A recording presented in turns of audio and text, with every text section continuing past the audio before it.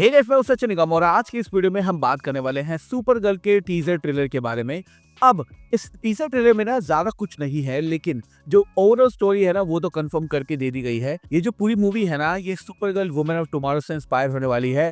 और उस कॉमिक को अगर तुमने पढ़ा होगा या कभी इसके बारे में सुना होगा, तो जो ट्रेलर में हमने देखा है उसके अंदर काफी सारी चीजें हैं जो कि इससे मैच कर रही हैं।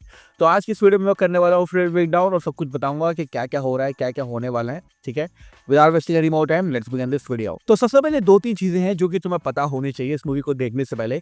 अब तुम ये सोचोगे कि क्रिप्टॉन जो ग्रह था वो क्रिप्टॉन ग्रह तो खत्म हो जाता है और सुपरमैन उसका लास्ट सर्वाइवर होता है, तो फिर ये सुपर गर्ल कहाँ से आ गई? तो मैं बता देता हूँ।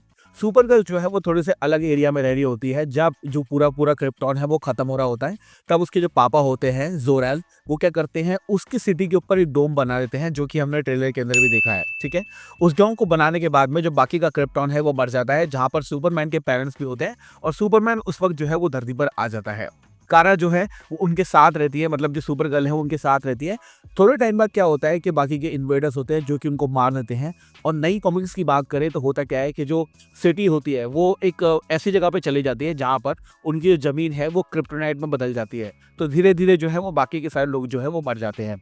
इसलिए जैसे सुपरमैन को जो अर्थ पे भेजा जाता है, सेम इसी तरह से जो सुपर गर्ल होती है उसके पापा भी एक पॉड बनाकर उसको भी अर्थ पर भेज देते हैं और उसके बाद जो है सुपर गर्ल हमारे सामने आती है। लेकिन आप ये बात सोचेंगे कि जो है एज का डिफरेंस कैसे पता चलेगा, क्योंकि ऑब्वियसली जो सुपर गर्ल है वो सुपरमैन से छोटी है। तो जो वो पॉड बनाते हैं उसके पापा सुपर गर्ल के, वो एक्चुअली में होता क्या है, उसके अंदर एक सस्पेंडेड एनिमेशन होती है जहां पर सुपर गर्ल की जो एज है वो थम जाती है और जब वो धरती पर आती है सिर्फ और सिर्फ वो 16 साल की होती है। अब ये तो कॉमिक्स में था, लेकिन अगर मूवीज की बात करें तो ज्यादा एज का फर्क नहीं है। आई थिंक 5 से 6 साल का फर्क होगा, इससे ज्यादा नहीं है। तो आई थिंक अब तो मैं समझ में आ गया होगा। तो ट्रेलर की शुरुआत में हम देख सकते हैं, हमें देखने को मिलता है क्रिप्टो जो कि अपना मतलब खेल वगैरह है और उसके बाद वो सुपरमैन वाले अखबार पर मुंह देता है। पता नहीं ये ऐसे कौन ट्रेलर को शुरू करता है, हैव नो आइडिया। लेकिन शुरुआत में आप देख सकते हैं कि जिस अखबार के ऊपर वो सुसु करता है, ऐसे बोलना चाहिए, जिस अखबार पे वो सुसु करता है वहां पर दो हेडलाइन हमें देखने को मिलती है। बड़े हेडलाइन के ऊपर आप देख सकते हैं कि सुपरमैन का नाम है और छोटी हेडलाइन जो है वो सुपर गर्ल के बारे में है।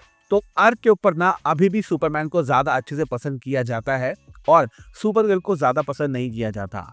अब सुपरमैन मूवी के एंड में जब कारा जो है वो आती है सुपरमैन से मिलने, अपने कुत्ते को लेने, क्रिप्टो को लेने, तब वो ये बात करती है कि मैं वहां पे गई हुई थी। तो सुपरमैन पहचान जाता है कि वो दारू पीने गई थी और वहां पर वो दारू इसलिए ही पी पाई थी क्योंकि उसका जो मेटाबॉलिज्म है वो स्लो हो गया था। अब सुपरमैन का क्या सीन है, जो क्रिप्टोनियंस उनका क्या सीन है, जो येलो सन वाले प्लैनेट होते हैं, जैसे हमारा अर्थ है, एक येलो सन के साथ वो आता है। यहाँ पर जो सुपरमैन है या फिर उसकी जो प्रजाति के लोग हैं क्रिप्टोनियंस की अगर हम बात चले, तो वो बड़े ज्यादा पावरफुल होते हैं। लेकिन अगर किसी प्लैनेट के ऊपर रेड सन होता है तो वहां पर जो क्रिप्टोनियंस है उनकी पावर जो है वो खत्म हो जाती है। She likes to go and party on other planets, planets with red suns. Because of our metabolism, you can't get drunk on a planet with a yellow sun. तो कारा जो है अपने गम को भुलाने के लिए, क्योंकि उनको याद आता है, मतलब बार बार उसके जो प्लानट है उसका डिस्ट्रक्शन याद आता है, उसके माँ बाप की मौत याद आती है, तो कारा जो है उसको बार बार भुलाने के लिए दारू पीने जाती है एक ऐसे प्लानट के ऊपर जहाँ पर रेड सन है, क्योंकि वहाँ जाकर उसकी जो पावर्स हैं वो खत्म हो जाती हैं और वहाँ पर खत्म होने के बाद वो जितना मर्जी दारू जो है वो पी सकती है। तो इस ट्रेलर के अंदर भी हम देख सकते हैं कि एक सीन हमें देखने को मिलता है जहाँ पर जो कारा है वो एक बार के अंदर बैठी है और वहाँ पर वो शॉट पे शॉट लगाई जा रही है, काफी सारे ग्लासेस रखे हैं और बोल रही है कि 23 विल बी द ईयर, मतलब वो 23 साल की होने वाली है और 23 साल जो है उसको ऐसा लग रहा है कि ये साल मेरा होने वाला है। तो कॉमिक के अंदर होता क्या है कि एक लड़की होती है जिसका नाम होता है रूथी, उसका फादर होता है और उसके फादर को एक कैरम नाम का बत्ता जो है वो मार देता है। तो जो रूथी होती है वो एक मर्सनरी को हायर करती है जो कि होती है सुपर गर्ल और बोलती है कि मुझे अपनी फादर की डेथ का बदला लेना है।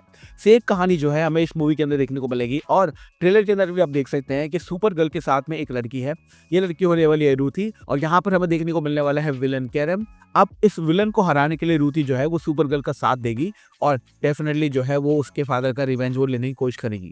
अब इस पूरे ट्रेलर की अगर वाइब तुम देखोगे तो it is totally guardians of the Galaxy. मतलब मैं ये जानता हूँ कि सुपर गर्ल की जो मूवी है ये जेम्स गन ने डायरेक्ट नहीं की है, बट पूरा पूरा ओवरऑल देखे तो भाई ये गार्डियंस ऑफ द गैलेक्सी लग रही है। यहाँ तक कि प्रमोशनल इमेजेस होती है यहाँ पर सुपर गर्ल जो है वो मैं देखने को मिली थी, वहाँ पर इसने जो हेडफोन पहन रखा है वो भी पीटर कुल ने पहन रखा था गार्डियंस ऑफ द गैलेक्सी 1 में।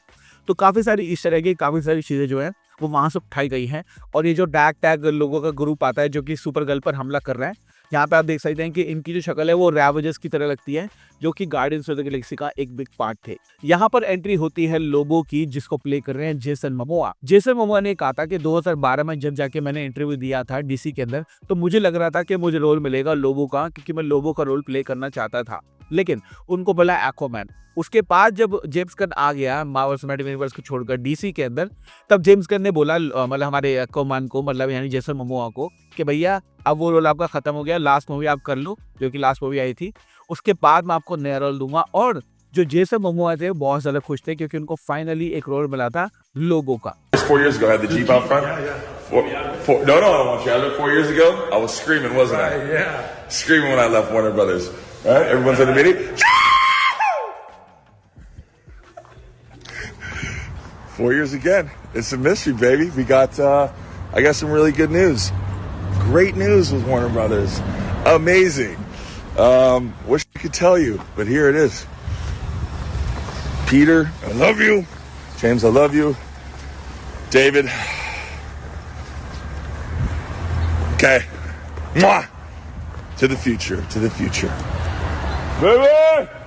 Picture me rolling. अगर लोगो की बात कर ले तो लोगो एक एंटी हीरो भी है और एक विलन भी है। कई बार वो एंटी हीरो की तरह होता है, कई बार वो विलन की तरह होता है, और ये एक मर्सनरी है जो कि पैसे लेके लोगों को मारने का काम करता है। और यहाँ पर हमें उसका फर्स्ट लुक देखने को मिलता है, जो कि मुझे लगता है कि जब सुपर गर्ल के ऊपर ये सारे के सारे बंदे हमला कर रहे होंगे, तब वो सुपर गर्ल को आकर उसको बचाएगा और वहां से लेके जाएगा। ये चीज आपको याद रखते हैं कि सुपर गर्ल के पास यहाँ पर पावर नहीं है। क्यों? क्योंकि ये जो प्लैनेट है ये रेड सन के साथ में है, वो अपनी पावर का इस्तेमाल नहीं कर सकती। इसका मतलब ये है कि उसको किसी की हेल्प लेनी पड़ेगी और वो हेल्प करेगा लोग। उसके बाद हमें एक दो शॉट देखने को मिलते हैं जहाँ पर जो सुपर गर्ल है वो उड़ रही है और रो रही है, चिल्ला रही है। तो मुझे लगता है कि इसको ना अपनी वाली जो सिटी थी, जो कि पूरे तरीके से डिस्ट्रॉय हो चुकी थी, वहां पर वापस जाना पड़ेगा, कुछ सामान लेने, कुछ आर्टिफैक्ट लेने। और जब वो वहां से आएगी उसके बाद उसकी जो पावर्स हैं वो सारी की सारी उसके पास होगी, और वहीं पर मूवी का जो है वो एंड हमें देखने को मिलेगा। अब इस एंडिंग के अंदर ना ऑब्वियसली रूथ ही होने वाली है, जो कि अपने फादर का बदला लेगी। डेफिनेटली यहाँ पर हमें लोबो देखने को मिलेगा और सुपर गर्ल देखने को मिलेगी। अब सुपर गर्ल की ये जो कॉस्ट्यूम है ये डेफिनेटली डिफरेंट है। इसका मतलब ये है कि सुपरमैन मूवी में जो कॉस्ट्यूम इसने पहनी थी वो ये नहीं है। ऐसा पॉसिबल है कि ये कॉस्ट्यूम लेने ही इसको अपनी सिटी जाना हो जहाँ पर सब लोग मर गए थे।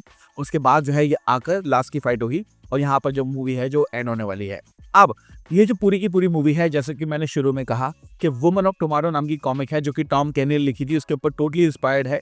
और मुझे लग रहा है कि काफ़ी सारी चीज़ें उसके अंदर से पॉजिटिव पॉइंट्स उठाकर इस मूवी को बनाया जाएगा।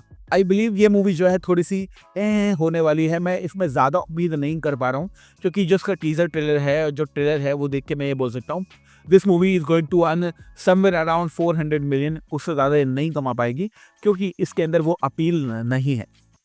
अगेन एक गार्डियंस ऑफ द गैलेक्सी की तरह ही लग रही है मेरे को। साथ साथ इसके अंदर सुपरमैन होने वाला है, ये तो मैं पता ही है, क्योंकि इसके अंदर जो सेटअप है वो होने वाला है सुपरमैन के अगली मूवी का, जहां पर वो जो हमारा लूथर है उसके साथ में मिलकर ब्रेनियक से फाइट करेगा। तो या इसका सेटअप भी इस मूवी के अंदर देखने को मिलेगा।